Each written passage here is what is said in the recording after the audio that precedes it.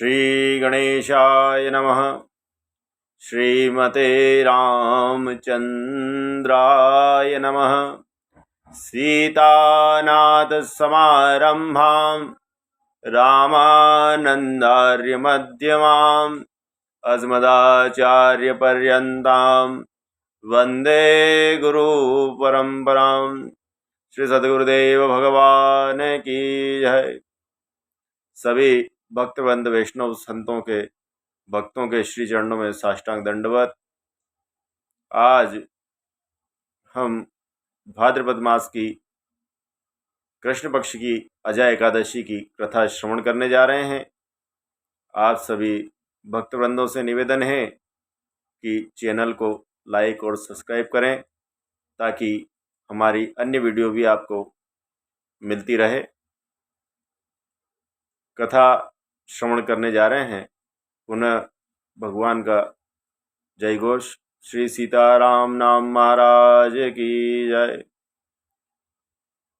एक बार युधिष्ठिर जी महाराज ने पूछा है कि हे जनार्दन, अब मैं यह सुनना चाहता हूँ कि भाद्रपद मास की कृष्ण पक्ष की कौन सी एकादशी होती है, कृपया मुझे बतलाइए। देवकी नंदन भगवान श्री कृष्ण बोलते हैं कि हे कुंती वत्स, एकाग्रचित होकर के सुनिए। भाद्रपद मास के कृष्ण पक्ष की एकादशी का नाम अजा है। वह सब पापों का नाश करने वाली बताई गई है। भगवान ऋषिकेश का पूजन करें। भगवान इस प्रकार समझा रहे हैं कि ब्रह्म मुहूर्त में उठें, स्नान करें। स्नान के जल में गंगा जल, सरयू जी का जल, यमुना जल इत्यादि कोई भी पवित्र तीर्थों या पवित्र नदियों का जल मिश्रित करें, स्नान करें। पश्चात भगवान को स्नान करवावें। पीले वस्त्र स्वयं धारण करें, भगवान को पीले वस्त्र धारण करवावें।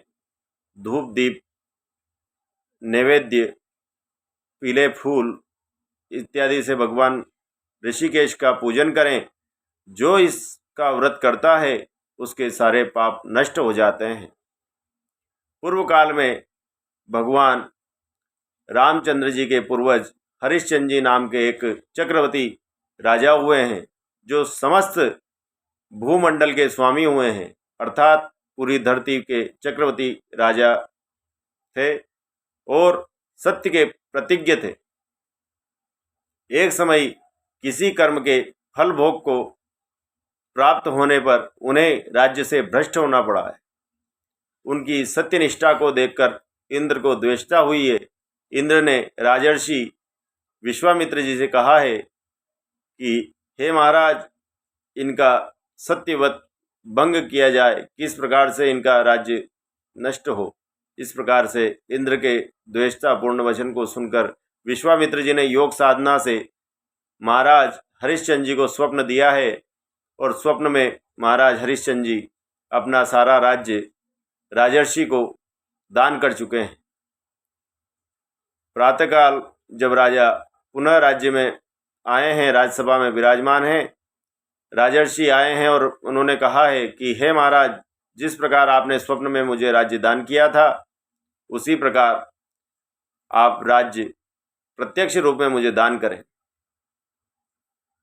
इस प्रकार राजा को राज्य से भ्रष्ट होना पड़ा। फिर राजा अपनी पत्नी और पुत्र के साथ काशी नगर को चले गए हैं। फिर अपने पत्नी और पुत्र को एक ब्राह्मण के घर भेज दिया है। पत्नी ब्राह्मण के यहाँ दासी के रूप में रह रही है और फिर स्वयं को भी एक चांडाल के यहाँ भेज दिया है। पुण्यात्मा हरिश्चंद्र जी महाराज चांडाल की दास्ता को स्वीकार करते हुए रह रहे हैं। जिस प्रकार से हम रामकृष्ण नारायण के दास हैं, उसी प्रकार से राजा हरिश्चंद्र भगवान राम जी के पूर्वज एक चांडाल की दास्ता को स्वीकार करके वहाँ रह रहे हैं। वे मुर्दों का कफन लिया करते हैं, मुर्दों को जलाना इत्यादि कर्म, चांडाल का जो भी कर्म होता है वो कर रहे हैं। इतने भर भी नवश्रेष्ठ हरिश्चंद्र सत्य से विचलित नहीं हुए हैं, उनकी सत्य साधना भंग नहीं हुई है। इस प्रकार चांडाल की दास्ता करते हुए अनेक वर्ष व्यतीत हो गए हैं। इससे राजा को बड़ी चिंता होती हुई वे अत्यंत दुखी होकर सोचने लगे हैं कि मैं क्या करूं और कहाँ जाऊं, कैसे मेरा उद्धार होगा। इस प्रकार चिंता करते करते शोक के समुद्र में डूब जाते हैं। एक बार पुनः उनके पुत्र को सर्पदंश से मृत्यु को प्राप्त होना होता है। महारानी अर्थात राजा हरिश्चंद्र जी की पत्नी पुत्र को लिए हुए शमशान को पहुंचती है। पुत्र को ढकने के लिए कफन भी नहीं है।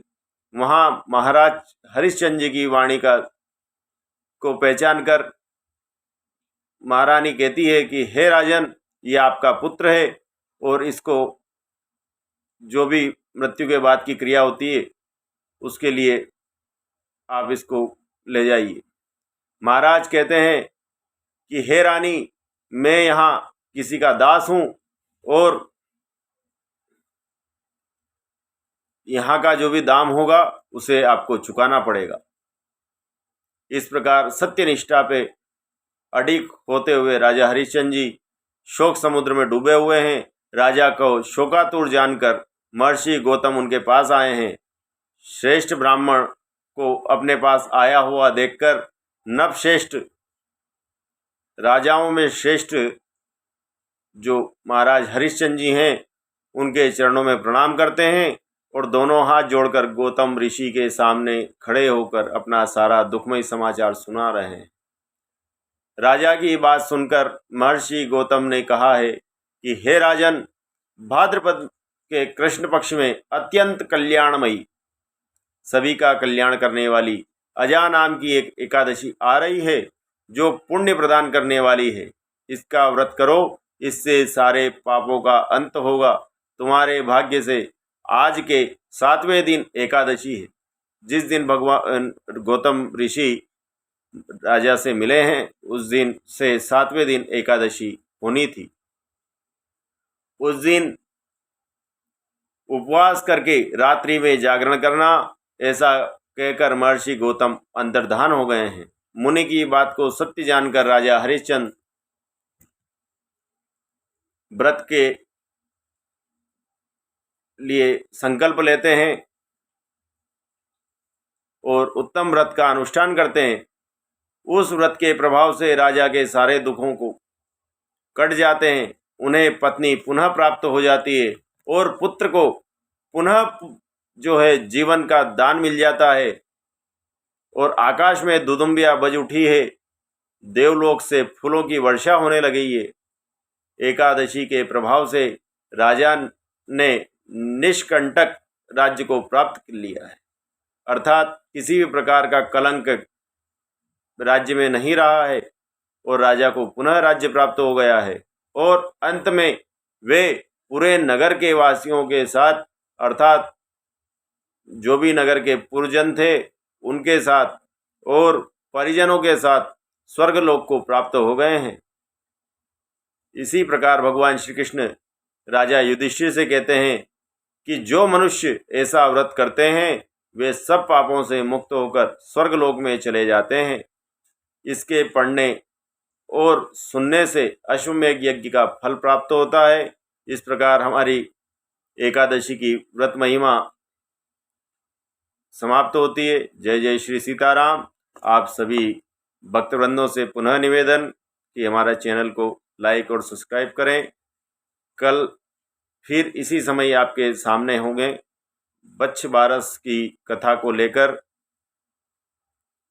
हमें आशा है आप सब्सक्राइब और लाइक करेंगे, शेयर करेंगे ताकि आपको अन्य वीडियो सुलभ होती रहेगी।